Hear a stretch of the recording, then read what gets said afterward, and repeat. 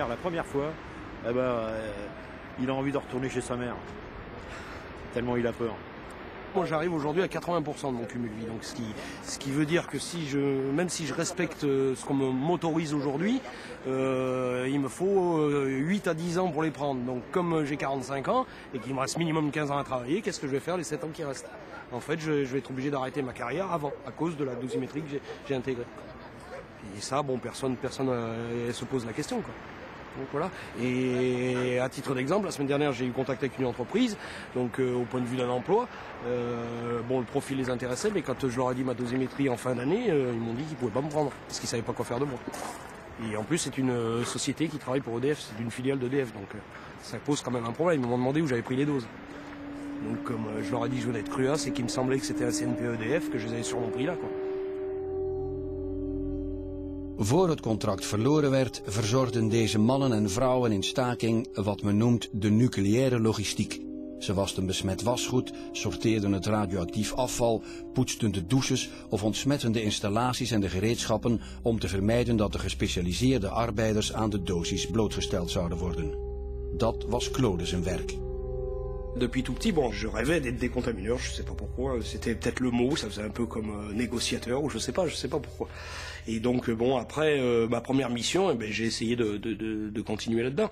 Donc j'étais à la recherche de tout ce qui était un peu spécial dans ce métier. Bon, la première fois que j'ai vu la piscine du réacteur avec l'effet de Tchernenko bleu, c'est gigantesque, c'est superbe, et je rêvais de voir la MIS, la fameuse machine d'inspection là, alors c'est un bras gigantesque qui vient aller j'ai mis quelque temps avant de tomber sur un arrêt de tranche où elle y était, mais au début je m'amusais à essayer de rentrer à chaque arrêt de tranche pour voir chaque intervention de l'arrêt de tranche, c'est-à-dire la levée du couvercle qui est impressionnant, 140 tonnes qui se lèvent comme ça, l'ouverture des GV, le démarrage des pompes primaires. J'essayais de collectionner toutes ces petites activités qui se passent pour pouvoir avoir un arrêt de tranche complet.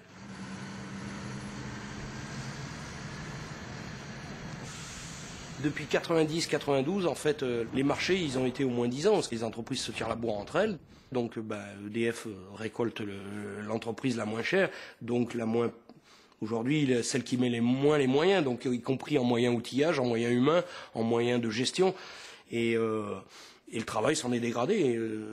Ça fait peur, parce que l'industrie nucléaire, c'était le fleuron de l'industrie nationale quand même, je sais pas.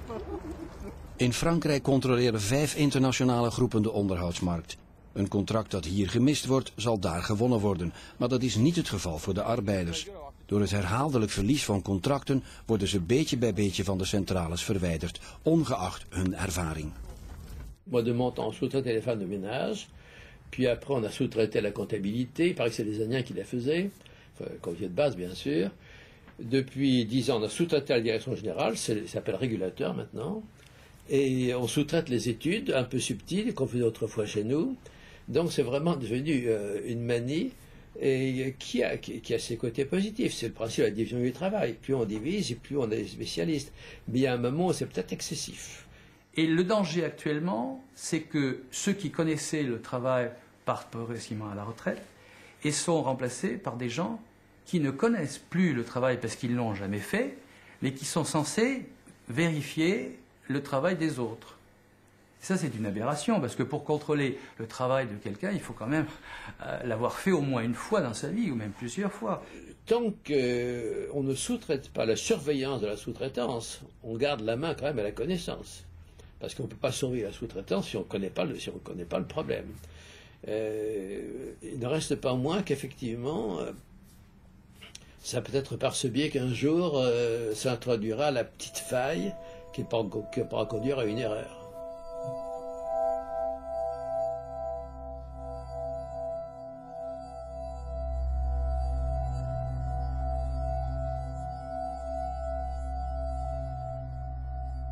Écoute Martine, tu nous connais en tant que des gens responsables. Ça fait 26 ans que je suis là-dedans. Et mon objectif premier, c'est qu'il n'y ait pas de débordement et qu'on assure la sûreté des centrales. Aujourd'hui, tu connais la position des copains pour lundi matin. C'est blocage de site. Il y a même certains copains aujourd'hui qui parlent de faire de la grève de la faim. Je te mens pas, j'ai pas par habitude de parler la langue de bois. Voilà. Moi, dans cette histoire, le réel employeur, c'est EDF. Ils ont signé des chartes avec les responsables des entreprises prestataires en disant « nous sommes socialement responsables ». Ben alors qu'ils assument leur responsabilité. Nous, on assume la nôtre. On n'en a rien à foutre, quitte à aller en tôle, quitte à faire la grève de la faim, quitte à faire tout ce qu'il faut. On n'en a plus rien à foutre maintenant.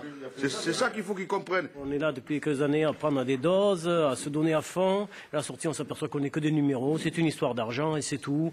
On est toujours en train de se remettre en question, de se dire mais putain, mais qu'est-ce qu'on a fait? C'est vrai, mais c'est plus vivable. Moi, je sais plus. Moi, je sais plus ce qu'il faut faire. On ne sait plus. On est désœuvré. Moi, je sais pas. Moi, je suis perdu. On ne demande rien. Nous, on veut juste travailler.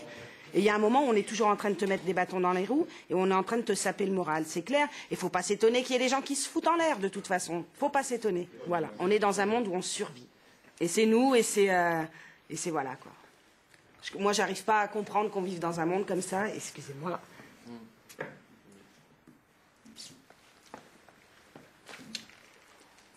Voilà la catastrophe, elle va pleurer.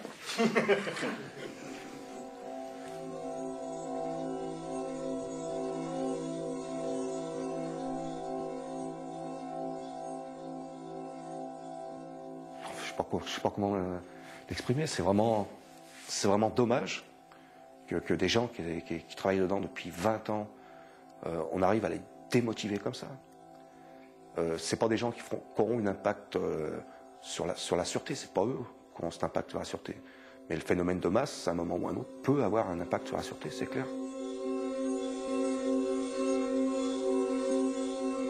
Tout le monde le vit très mal, cette situation. Moi, je suis même en contact avec certains cadres de haut niveau qui le vivent très mal. Mais qu'est-ce qu'ils peuvent dire? S'ils disent quelque chose, c'est leur carrière qui est en l'air. On connaît le cas de Serge. Hein. C'est le seul cadre que je connaisse qui aujourd'hui a eu le courage de dire que ça n'allait pas dans les centrales nucléaires. Tu vois le résultat de Serge? Il est viré aujourd'hui. Sa gamine, elle a 5 ans. Son gamin a 8 ans. Qu'est-ce qu'il a gagné dans l'histoire? Il est à 400, 500, 600 bornes de chez lui. Je suis redevenu un nomade du nucléaire, oui. Par la force des choses.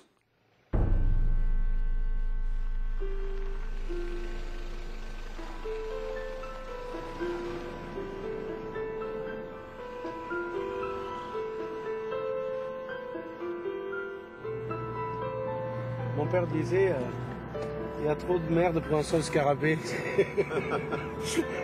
C'est les anciens, ils ont souvent raison.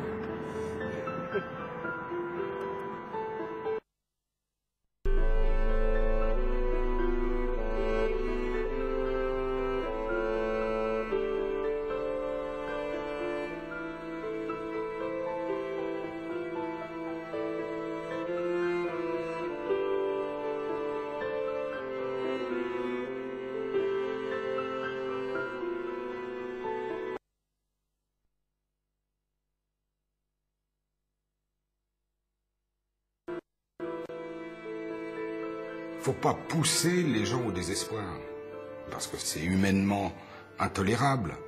Et aujourd'hui, oui, on voit bien que ce paradoxe entre une industrie emblématique du point de vue des hautes technologies, du point de vue de la sûreté, etc., produit un prolétariat sous-reconnu, sous-payé, eh ben, je suis désolé, mais c'est un paradoxe intenable. Nous nous sommes sentis concernés par cette lutte, d'abord pour des raisons humaines. Ces hommes et ces femmes qui se battent, maintenant depuis septembre, pour que leurs droits soient respectés, en parlant avec eux, nous nous sommes rendus compte qu'il y a et notre sécurité. Moi, quand j'étais jeune, j'étais plutôt anti-nucléaire. J'étais venue faire le sitting pour que la centrale ne se construise pas. Et là, je me retrouvais à soutenir des travailleurs du nucléaire, mais en me disant que de toutes les manières, même si j'étais pour la sortie du nucléaire, on n'arrêtait pas. En attendant, eh bien, il fallait assurer quand même la sécurité de tout le monde. Je crois que ce soir, on peut applaudir ces ouvriers de la CIM et continuer à leur dire « Nous sommes avec vous ».